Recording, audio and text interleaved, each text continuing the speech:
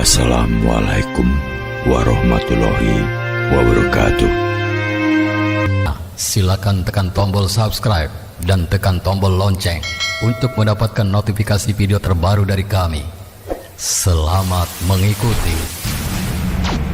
Rasulullah Muhammad sallallahu alaihi wasallam. Atasnya kalimahnya kita bacakan bersama-sama dengan mengkalamkan Allahumma sholli ala Sayyidina Muhammad wa ala ali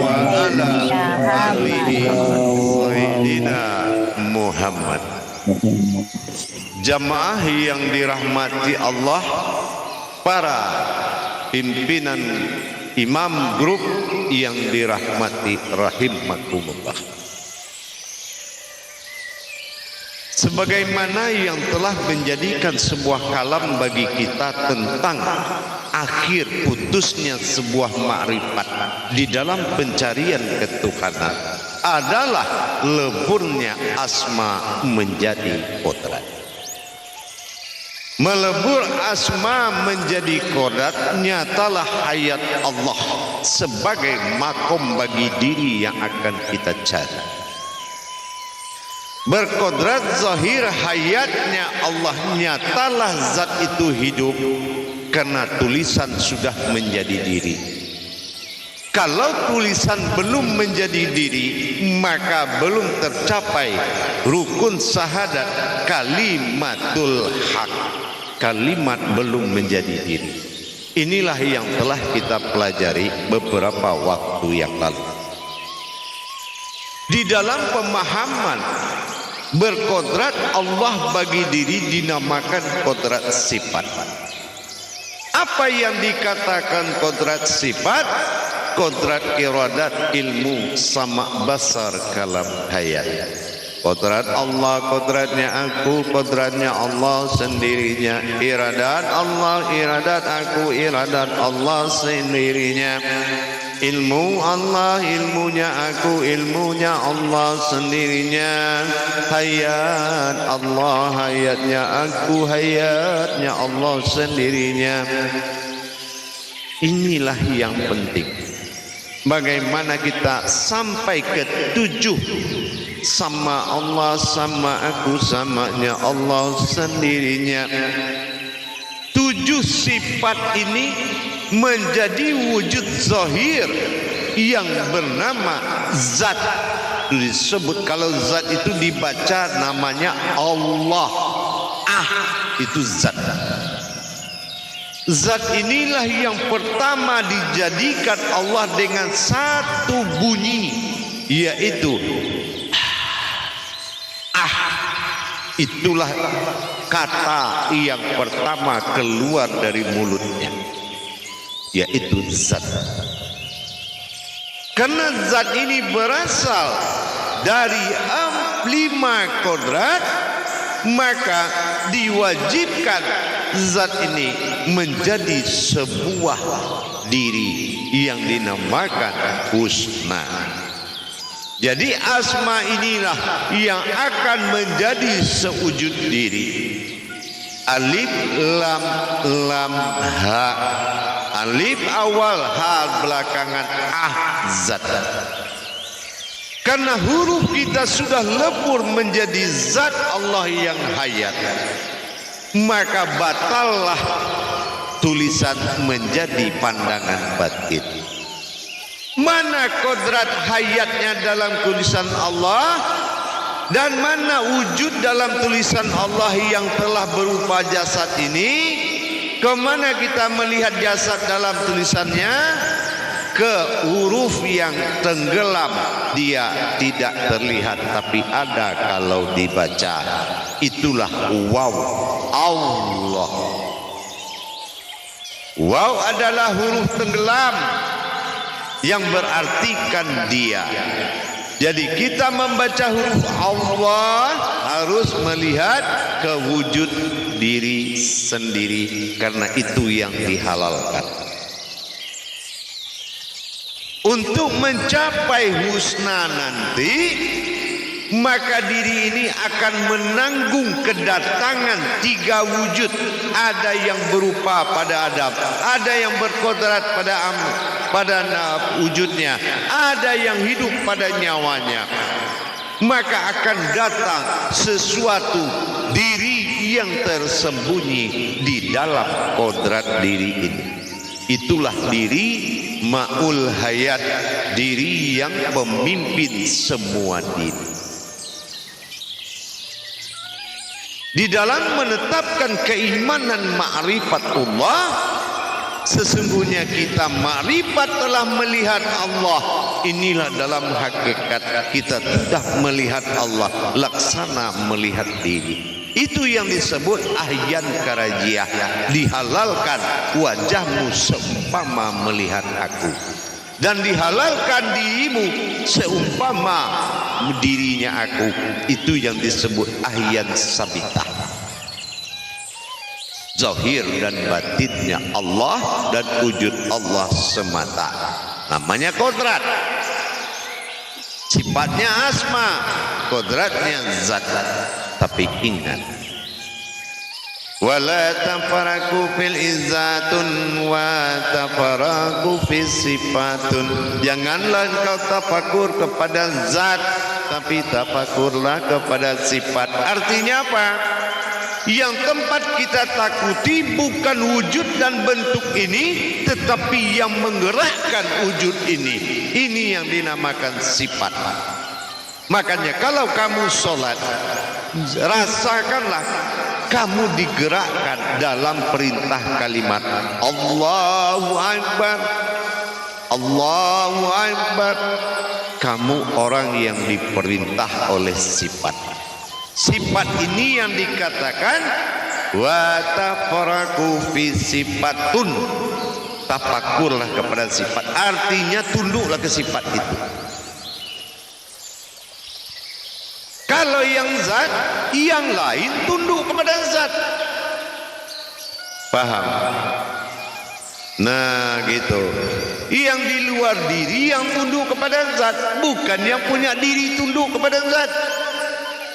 Tapi kita diperintahkan wa tafaraku fil sifatun. Apa? Allah fi sifatun annahu sirruhu wa alahu. Sesungguhnya sifat itu aku juga. Kafirlah manusia yang mengatakan aku zat, tapi kafir manusia yang tidak mengakui adanya zatku. Itulah wujud. Nah ya, dengan demikian datanglah suatu keputusan. Ini yang kita berikan 3 persyaratan tadi. Ya, nah itu dilaksanakan, benar-benar dilaksanakan dengan hati nurani kita. Fana'um fillah wa la baqa'um billah. Dirikanlah diri fana itu dan kekalkanlah diri itu. Fana'um fillah wa la baqa'um billah. Jelas kan? Kalau tubuh itu pembungkus, paham? Dohirnya. Tapi yang di dalam ini, sandaran tubuh adalah nur. Sandaran nur adalah zat sebagai rohani, sandaran nyawa adalah batin. Melihat batin sebagai nyawa, zat sebagai diri, dan nur sebagai tubuh. Dan itu harus dinikmati dalam kehidupan sehari-hari. Begitu juga yang kedua, ala abadani fil zahir wa ala al-batin. Katakanlah bahwasan dirimu itu adalah zahir dan batinku. Mau enggak mengakui? Mau enggak mengakui? Jelas mau ya. Ya. Kalau enggak mau silakan utarakan mana hakmu di situ. Yang ketiga, ala ba'dani la mawjudun illallah. Sesungguh dirimu ini adalah wujudku yang semata. Enggak dua juga, enggak pernah kita ketemu dengan orang yang mirip, yang serupa dengan kita. Jadi kemanapun kita pergi, kita sendiri, karena enggak ada yang sama bentuknya dengan kita. Itu yang dikatakan satu tadi, satu tapi tiga, tiga tapi satu.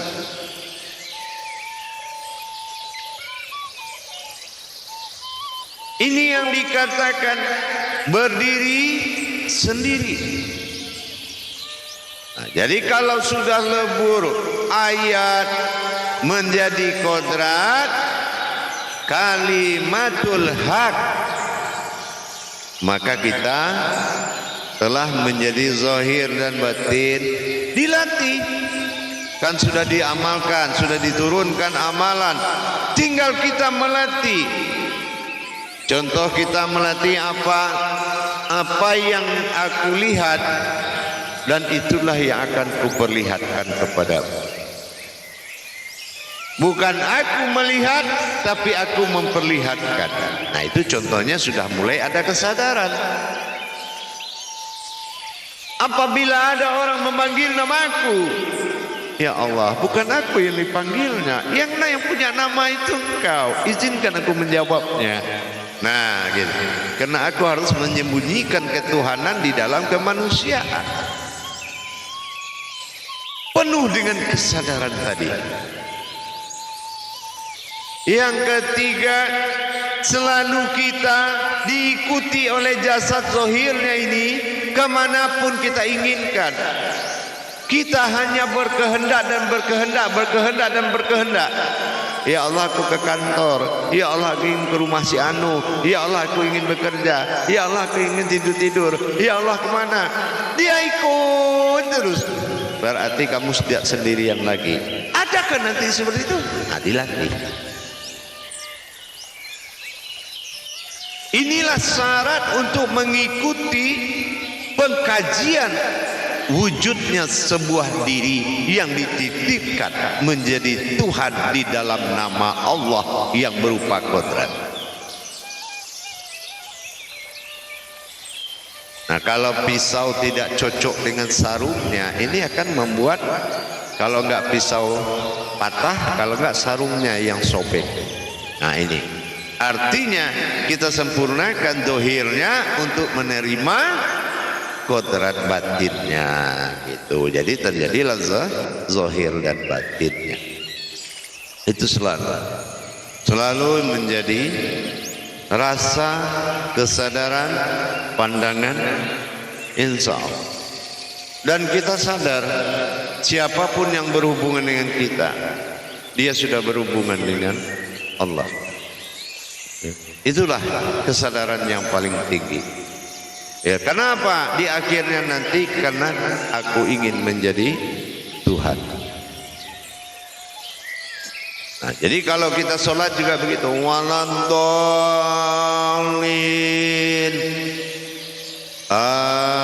Amin. Bagi yang sudah memiliki kodrat, dia akan menjawab dengan makna aku. Di saat aku itu ada, maka disitulah dia menjadikan doa yang diingin disampaikan.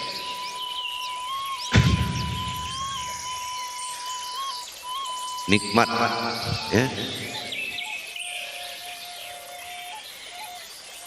Jamaah yang dirahmati Allah, para imam grup rahimakumullah. Selalulah kita menjalankan amanah-amanah, karena selama-lamanya ya ayyuhallazina amanu, wahai orang-orang yang beriman. Iman artinya apa? Imana, aminun, aman, amanah, ya kan? Dan amanah artinya imana artinya aman. Jadi orang yang percaya kepada amanahku maka dia aman. Siapa aman? Am diri zahir, an diri batin. An. Bukan aman dari pisau, bukan aman dari apa. Ya, tapi aman yaitu berwujud berdiri an ta'ala Tuhan ihim berupa diri. Siratal ladzi singkirkan keumatanmu, maka aku an batin terlihat ta'ala Tuhan ihim berupa diri.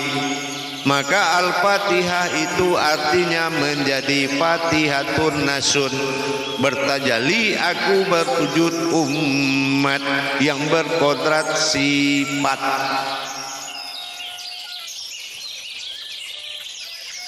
Begitu jamaah. Jadi dengan kita sudah mulai melaksanakan dan mengontrol para jemaah kita untuk sejauh mana perkembangan dari yang tiga tadi, maka kita selalu memberikan motivasi dukungan ya untuk lebih mereka bisa mencapai. Maka Allah memberikan kemampuan kepada orang yang memberikan petunjuk kepada sesama. Orang yang diberi petunjuk adalah harus sami'na wa ta'na, tapi orang yang memberi petunjuk adalah orang yang diberkahi. Gitu. Paham jemaah? Jadi dengan demikian, kita sudah lepas dari tulisan, menyembah tulisan. Paham? Jadi kalau sholat berarti kita menghadap kepada diri. Yang kedua namanya sifat diri husna lebur di dalam diri rahasianya wujud, yaitu keakuannya. Maka disitulah kita Allahu, nah tangan itu terlipat, baru memperlihatkan akbar. Inilah Allah, Tuhan dari sekalian. Allahu aku akbar, inilah memperlihatkan zahir. Itu tangan baru sampai di pusat, akbar memperlihatkan. Paham?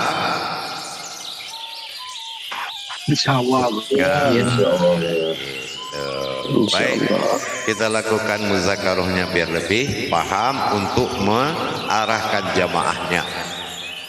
Salu muzakaratun fil jami'ati rahimakumullah. La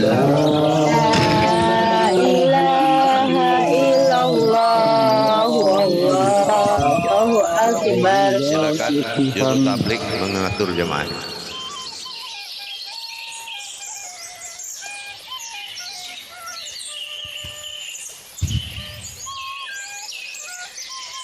Silakan juru tablik memandu jamaahnya kalau ada yang ingin bertanya. Juru tabliknya siapa? Oke, Anda lah ayah untuk malam ini. Ya, para imam semua, izinkan saya menjadi juru tablik, boleh? Silakan. Assalamualaikum warahmatullahi ta'ala wabarakatuh.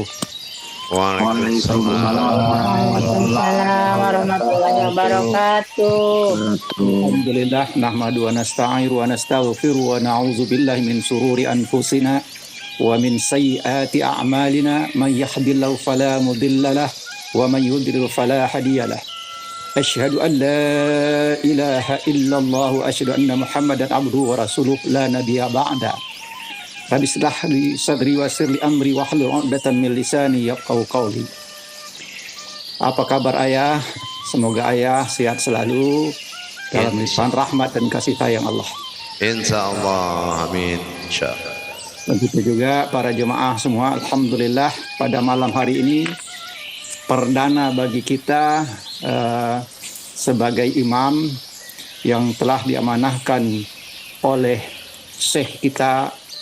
Mudah-mudahan apa yang diberikan amanah ini dapat kita laksanakan di dalam mengembangkan kepahaman agar para jemaah kita bisa memahami apa yang menjadi dasar tujuan dalam pengajian kita. Insya Allah. Bersyukur kita kepada Allah bahwa kita pada hari ini, pada malam hari ini bisa bersama untuk melaksanakan muzakarah para imam, dan salawat salam tertumpah dan tercurah kepada baginda Rasulullah sallallahu alaihi wasallam. Allahumma shalli ala sayyidina Muhammad wa ala ali sayyidina Muhammad. Satu kajian yang paling penting bagi kita karena ini adalah dasar yang paling utama di dalam kita menjalankan kehidupan kita sebagai seorang yang muslim beragama. Maka di sini dituntut bagi kita untuk bagaimana bisa memutuskan ma'rifat. Dalam kajian putus ma'rifat ini ada 3 hal yang harus kita lalui untuk bisa mendapatkan putusnya ma'rifat, yaitu bagaimana menjadikan diri fanafilah, dan bagaimana menjadi zahiru rabbi wal batinu abdi, dan bagaimana kita betul-betul bisa menyatakan la maujudan ilallah. Tentu apa yang telah diuraikan oleh Syekh kita tadi banyak ya yang ingin kita tanyakan tentunya dalam rangka kita untuk bagaimana menyampaikan kepada para jemaah. Untuk itu, kepada para imam yang sangat saya muliakan pada malam hari ini, silakan untuk memberikan pertanyaan kepada Syekh kita. Mudah-mudahan ini akan menjadikan suatu kepahaman yang lebih matang bagi kita. Oleh karena itu, silakan untuk menekan tanda tangannya untuk bertanya. Silakan. Silakan Ustazah Nurhaya. Ya, silakan. Itu yang pertama, silakan. Baik, terima kasih Pak Imam Anas atas waktunya. Assalamualaikum warahmatullahi wabarakatuh, Bu ya Guru. Mudah-mudahan sehat selalu. Warahmatullahi wabarakatuh. Bu ya Guru, saya mau bertanya tentang amalan boleh yang semalam Bu ya kasih. Yang ditausiahkan. Ini Ya. Ini live YouTube. Ya, itu. Kan diri ini sudah wujudnya Allah, Bu ya. Ketika mengamalkan itu, kita bagi untuk diri panafilah. Kita bagi untuk zahir dan batin. Kata Allah, itu wujudku. Jadi apakah boleh langsung ke wujud saja? Karena yang 3 itu satu, Bu ya. Boleh begitu, Bu ya. Jadi kalau kita orang yang tidak mengalami, merasakan dan tidak berhubungan, itu tidak diakui oleh Allah. Ya. Tidak diakui. Kenapa? Semuanya itu ditentukan oleh tafrid, tajrid, dan tauhid. Nyata berhubungan, nyata mengalami, dan nyata merasakan. Kalau Tuhan kamu katakan terlihat kafir kita. Tuhan tidak ada memiliki diri penyembah. Ingat, kalau wujud pencapaian Tuhan dari makom asma Allah itu benar. Makanya awaludin ma'rifatullah. Jadi tidak boleh dihimpun, ya. Harus dilalui bagi orang yang belajar. Harus dinikmati. Gagal dia mendapatkan panafilah, gagal. Tidak dia mengakui zahir dan batin dan tidak berhubungan dalam petunjuk, gagal. Apalagi la maujudun illallah.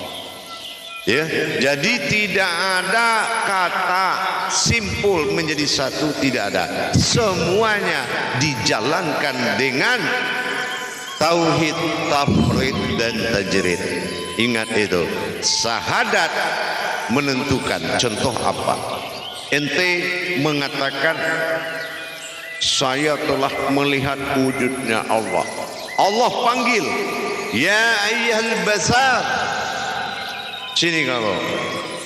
Pandangan, saya tanya kamu pandangan, adakah kamu melihatku? Tidak. Kenapa dia mengaku melihatku sementara dia tidak pakai pandanganku? Fabai abai rabbikum antukaziban. Ternyata dia telah berdusta di atas nikmat. Karena kita belum tahu pandangan mana yang melihatnya. Karena kita baru dilatih dalam asma. Paham? Insya Allah. Nah, pengakuan itu boleh, tapi pengakuan yang diakui. Seperti apa pengakuan yang diakui? Orang yang mengalami, orang yang merasakan. Itulah tafrid tajrid. Paham? Alhamdulillah, insya Allah Buya, supaya bisa menyampaikan kepada jamaahnya Ya, jadi nggak ada istilah himpun-himpun aja lah, nggak ada itu cerita salah itu. Jadi harus dilalui, ya kan?